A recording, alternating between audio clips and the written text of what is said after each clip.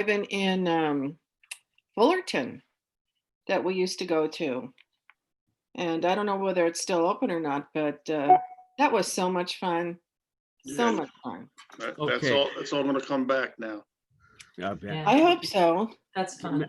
Madam Chair, we are streaming live to YouTube and recording to the cloud, Anthony and Julie. So we're good to go. Okay, well, good morning. It is June 10th, 2020. The time 11th, I is, think. oh, say the 11th. Oh my goodness. Yep, sorry, June 11th, 2020. And we are meeting we are meeting virtually via Zoom because of the COVID-19 pandemic and the stay-at-home orders in place, both locally and in the state of California. And we have one matter on the calendar for today, and it is on the consent calendar. And it is South Coast Air Quality Management District versus Weber Metals, Inc., case number 6136-1 for a proposed and requested modification of the order for the stipulated order for abatement. And we're going to begin by marking the documents that we have, and then I'm going to see if there's any member of the public who might be present, who might wish to be heard, and then we will proceed with deliberation and a motion. And so let's start with marking the stipulation for placing this matter on consent. We will mark that as we will mark that as Exhibit 1. Is that correct, Madam Clerk? You said there are none for the petitioner at this point? Okay. Okay, so we will mark that as Exhibit 1 for petitioner because I see it was written on the letterhead of Daphne Sue for the General Counsel, the AQMD. The parties do agree to place the matter on consent. Parties agree to admit into evidence the declaration of Paul Dennis. So we are going to now mark the declaration of Paul Dennis. That will be N as in Nancy, Exhibit N as in Nancy. The parties also have agreed on proposed findings and decision and a proposed order. Now we have several of those. We received several that we received one version that was given to us both in Word and as an Adobe final version. And we also got track changes, which was very helpful for the board to see where the changes and the modifications were requested, but we are only going to mark one, and we're going to first mark the original proposed findings and decision, which was sent to us on June 4th, which have since been amended, but we're going to mark the original, final original as Exhibit O, right? Yes. That's the PDF version, Julie. Yeah, we'll do that as the PDF version. Okay. Okay, so the PDF final version of that will be Exhibit O. It has since been amended, and on June 9th, we received an amended version. We also received a tracked change version. We received a Word version. We're only going to mark again the PDF version, and we will mark that as P as in Peter. And then finally, we have one email correspondence from the clerk, which has questions that were asked and answers, most importantly, the answers, which were asked by the Vice Chair, Mr. Balagopalan, and myself. And the answers were given by Weber Metals. And we're going to mark that exchange or those answers as Hearing Board Exhibit 1. Is that what we're on, Madam Clerk? Yes. Correct. Hearing Board Exhibit 1, and that will include the attachment, which was in response to the questions asked by the chair regarding procedures under the COVID-19 pandemic and stay-at-home orders. And going back to the stipulation, the parties, well, petitioner, meaning the executive officer, does not oppose the relief sought by respondent. and the parties agree to incorporate by reference all testimony and evidence that were presented at the prior hearings on this matter, which were on March 13th, 2019, September 19th, 2019, and October 30th, 2019. And so all of that evidence and those proceedings are hereby incorporated into this proceeding, in this hearing. And it is not the operation under the proposed order, meaning the amended order that is proposed is not expected to result in a violation of California Health and Safety Code 41700, which is nuisance provision. Okay, so I believe we are now all marked and ready for deliberation. But before we do that, I'm going to give an opportunity for anyone who might be on this hearing, on this Zoom hearing, either by phone or if you've called up by phone, or if you've come on through your computer or your phone, to let us know by either raising your hand or unmuting your microphone. We'll give you time to speak. And I am not seeing anyone who wishes to be heard. Okay, so board members, I will begin the discussion and then let's all discuss what we feel. What is being, just a reminder, so Weber Metals manufactures aluminum and titanium, structural components for the aerospace industry. And they fall under several provisions of Rule 1430. Many different aspects of their production and their facilities fall within that, which requires total enclosures. And because they are within 500 feet of the property line of a residence, emissions control devices. And so as we know, they were under an order which has been modified and has been in place for a while to both construct new buildings, move their different operations, and ensure that all their operations are in compliance with all district rules, including total enclosures, negative pressure, and control devices. As has been reported to us, both in the declaration of Mr. Dennis and also in the proposed order, which is Exhibit P, they are in full compliance with their titanium billet grinding as of January of this year, and their aluminum repair, they are in full compliance as of May 2020, also this year.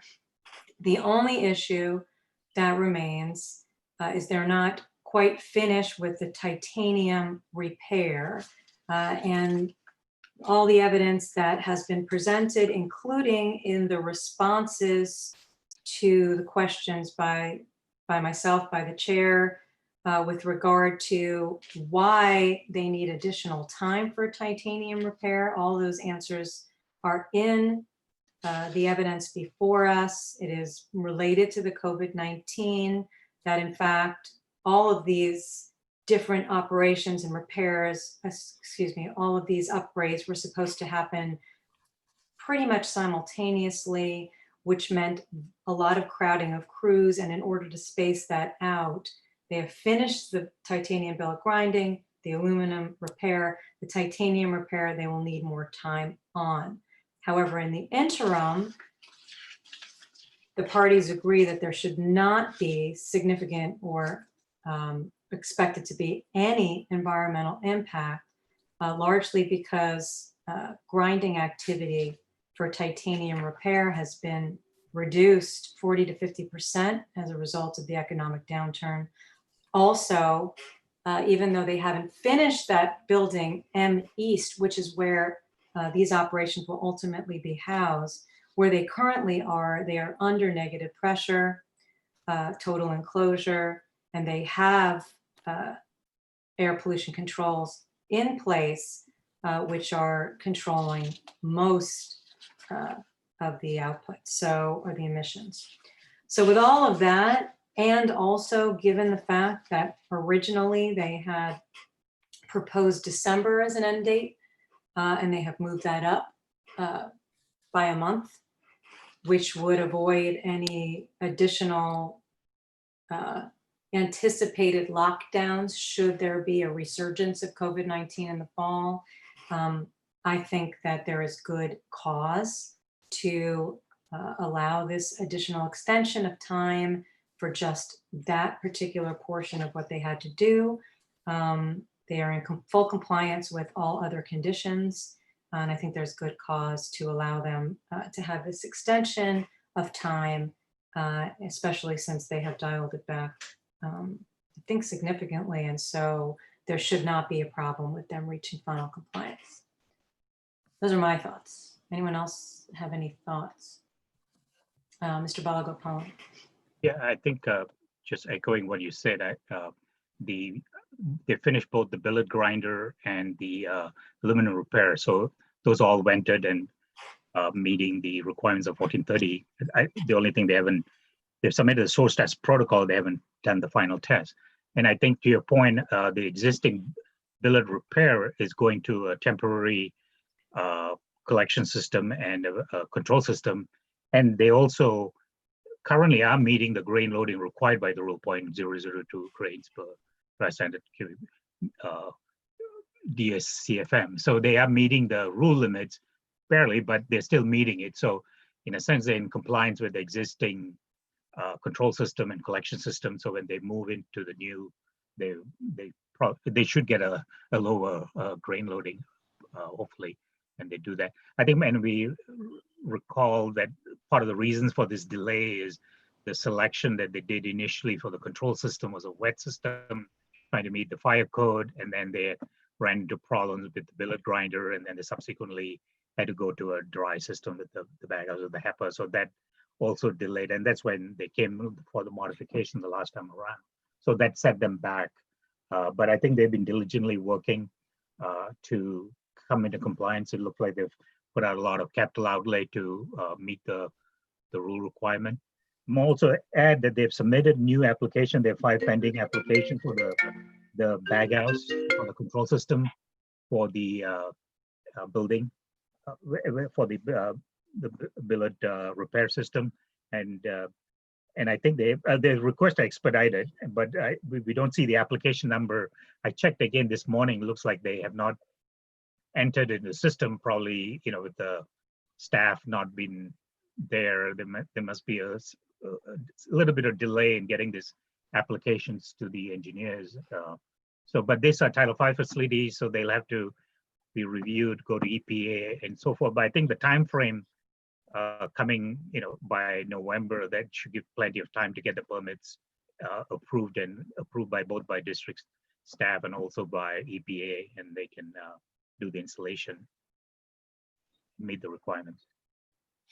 Great. And also, I may add, initially I'd posed a question, why include some of the items that have been removed or already been completed. I think Mr. Thayat pointed out, I think, and I did notice that the housekeeping measure is more stringent than what the rule requires. The current order requires a quarterly cleaning. The rule says every 6 months. So it sort of makes sense to keep it in there. I mean, otherwise we have to go line by line and remove some of the things that have been in compliance already, but it's probably just easy to leave it as it is. Yeah, I'm in favor generally of leaving an order as is and simply amending down the road if there are dates that need to change or what have you, so that it stays intact. Even if some of them have been complied with already, it's cleaner that way. Yes, Ms. Verdugo-Peralta. Thank you, Madam Chair. I also believe we can find good cause. I think they've had some challenges that are unusual based on COVID-19 and how they are going to get all of their crews to finish and complete the work. Obviously, they could not have all of them there at the same time, but they have still been working at it. And I do give them credit for doing that, because I know it's been very difficult for so many companies to complete whatever it is that they have done that they normally would have been able to complete had they had full crews working at the same time, probably months ago. But due to COVID-19, they've had these extraordinary challenges, not to mention some of the materials and parts that they needed to get and delivered to them. And as we all know, deliveries have not been on time for many, many things. So for those reasons, as well as what Mr. Golopapan just mentioned, I do agree that there is good cause. Thank you. Anyone else wish to add to that? And I think I should add too, because a lot of my decision making when it comes to the COVID-19 and the shutdowns and the slowdowns in construction are based on my experience. So I should share it with the board, which is that I am living next door to major construction of 2 townhomes. And that's been going on through the entire shutdown. And I have not seen a slowdown. I've not seen a slowdown in the size of crews or the construction at all. And so I have been very stringent in putting any petitioner, respondent, any party who requests any kind of extension or variance based on an inability to meet construction deadlines to their proof and to explain to us why in particular they could not do so. But given that I asked those questions, and I am satisfied, and it sounds like you all are too, that in this particular instance, it sounds like it's warranted. Senator, you wanted to be heard. Yes, I'd like to compliment the chair and vice chair for raising those questions and call Weber to give answers to show that the project will be completed in a shorter period of time.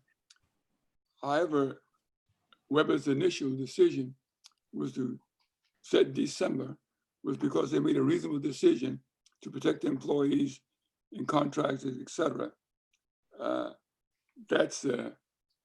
And then they gave the reason why, because of CDC and OSHA having stricter requirements. It seemed to me that before they made the decision on their own, they should have contacted the district, specifying exactly what CDC and OSHA was requesting of them and why they needed additional time. They did not do that, so we're not well coordinated. My other concern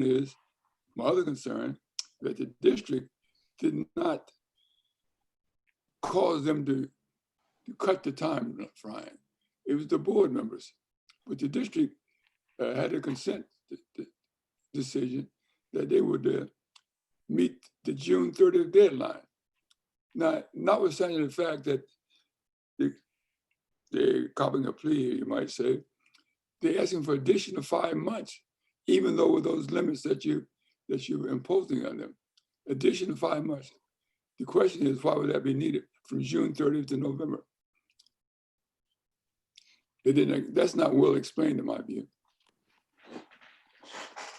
I think, well, originally, what they're saying is originally it was a June 30th, but in March, due to the shutdown, they did, you're right, without, maybe it would have been prudent at that time to ask for a modification, but regardless, at that time, they made a decision that they needed larger crews because they are constructing a whole new building to do the titanium repair portion alongside the billet grinding and the aluminum repair. And so they finished those 2 and have worked on, according to the additional statements that they've given us, worked on the titanium repair, but not as much as they needed to in order to finish it by the original date of June 30th. So they asked for that additional 6 months. So the question was, why did you need 6 months when originally you would have only had 3.5 months to finish it? So that's why they shortened the time frame. So that's explained. And I think that they are anticipating that they may have additional shutdowns, but that's a little speculative at this point. I do believe maybe they could have shortened it even more, since originally they had 3.5 months. So maybe the end of September or October, somewhere in October, but they're pretty close. And given that there are really not expected to be any excess emissions, given the negative pressure that they're currently under and the air pollution controls that they have. So for those reasons I can, but I understand, but I still don't think the amount of time is 100% explained why they need that much time. But given all those other factors, that's why I'm willing to find good cause. I don't know, Senator, how you feel about that, but that's what we've been given. Well, actually, they gave a plausible argument initially, and I didn't raise any questions because given the district had signed off on it, and they're the ones set the date, I didn't raise those questions, but I'm glad that you did. And the vice chair raised those questions to cause them to respond at least and give us additional information that we were not all they have as to why they made the decision. Simply based on they call it a reasonable decision, and then to define what that might be, and that did not shorten the time frame. It extended the time frame. But anyway, I'll go along with it for sure. And Senator, I'm glad you raised what you just said. And the reason why I'm glad you raised that is because generally speaking, and I had mentioned this at the beginning of my questions to respondent, and that was the point I made was that generally speaking, this kind of matter would not normally be held on consent. That's right. If we were under regular conditions and this were not a stay-at-home orders and we were not having to hold hearings in a very bulky manner with people not always available because they're watching their children and doing other things, this kind of matter would never meet the test for consent because there are all these questions that we would want to ask and it's not cut and dry factual. So, but because of that, I think we're willing to all broaden our umbrella to what is consent so long as those questions are answered. So I think hopefully it sounds like for the most part, we all felt that they were adequately answered and no other questions remain. So for that reason, I think it was fine to leave it on consent for now. Well, as Weber worked to comply with the stipulated order, fine, but they should be mindful of the fact that get it done in that time period, or show in advance why you can't get it done. And report it to the district, and of course the board will get that information as well. It'd be nice if they could reduce the time frame for compliance. That's a good faith effort if they could. I look forward to either one of those decisions. Thank you, Senator. Any other thoughts before a motion is made? Okay. Madam Chair, Yes. just let me chime in and try to avoid just simply repeating I believe that the findings have been made for good cause. In my impression, given the circumstances, I believe that Weber has shown the due diligence to come into compliance. Key factor that you've mentioned several times is reduced emissions, and so within a parameter regarding that, and that's not a worry for us to pursue at this time. And so, in my mind, given the circumstances, I believe that they have in fact established good cause. Thank you. Thank you, Dr. Bernstein. Okay, anything else? Mr. Balagopalan, did you have something you wanted to? I was just going to add, they would have had to request it anyway, even without the COVID appears, because they had to redo the control system, and they only applied just May 27th for permits, which they haven't got. So they would not have been, regardless, been able to do it. They would have had to delayed. I think the construction was delayed due to the COVID-19, but also the control system has delayed them also. So. Right. Thank you for pointing that out. And also for pointing out before that the control system is meeting the standard necessary right now. So that is very, very good news, that despite the fact that we are today, looks like going to be granting this extension, there will be no impact negative to the environment or to those who live near to this facility, because that's the reason why they're required to have that control system.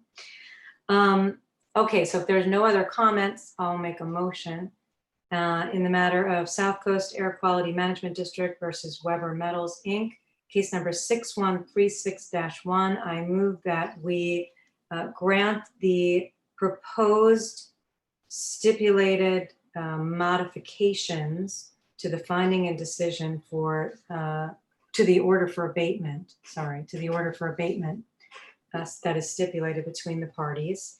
And that I further move that we adopt the amended final modifications as found in Exhibit P with the new dates that are included in Exhibit P.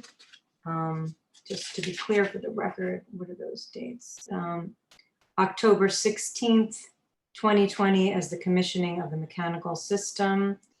The start of the commissioning for the mechanical system, and November 20th, 2020 for final compliance. And that completes my motion. Is there a second? I second Second. the motion. Okay, Ms. Verdugo-Peralta, you second. Is there any discussion on that motion? Okay, seeing none. Mr. Balagopalan, how do you vote? Yes. Dr. Bernstein, how do you vote? Aye. Senator, how do you vote? Aye. Ms. Verdugo-Peralta, how do you vote? Aye. I vote yes. Motion passes 5-0. Okay, thank you all for an excellent conversation about this matter. Thank you to the parties for being very responsive to the questions asked and for excellent papers. And is there any other business before we adjourn, board members? Okay, and thank you always. Oh, sorry, go ahead, Mr. Balagopalan. We have on the 18th, I think, our next case. It's also on consent, I believe, the Phillips 66. Phillips 66, we're still waiting for a response from the parties before it's determined whether it's remaining on consent, which we have not seen yet. So that's still in limbo. And Madam Chair. yes, no, go ahead. Go ahead. I just was going to ask, do we have a hearing? Let's see, on the 24th, we have a general meeting. That will be taken off calendar. Okay. There are some items, but they are not imminent items, and as I understand, and they require district personnel, staff, and so it'd be better if we could do them in person. If it keeps going like this, then ultimately we won't wait, and we'll try to set that up. Okay, just making sure. Yeah. Also, it's my birthday.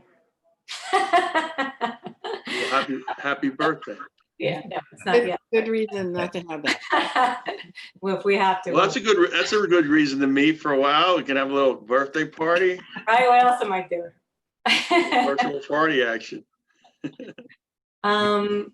Oh, and I wanted, as other business, I wanted to thank Paul and your team and all of the IT team for, again, for all of your great work in helping us Absolutely. with this hearing. Clerk too, You're here. clerk staff, Al, and Thank yeah. you Of for course. everybody. Thank you, sorry. I Whole always staff. include Al Teresa with us and the clerks with us, but yes, thank you, because they are about to be extremely short-staffed for the foreseeable future. Yeah. And so they're working very hard through all of this, and they will continue to Team work effort. hard. And we appreciate you very much. Any other business before we adjourn? Okay, thank you all. We are adjourned. Nice seeing everybody. Take care. Yep. Bye. Yeah, Thanks. everybody have a Okay. good couple of weeks at the minimum.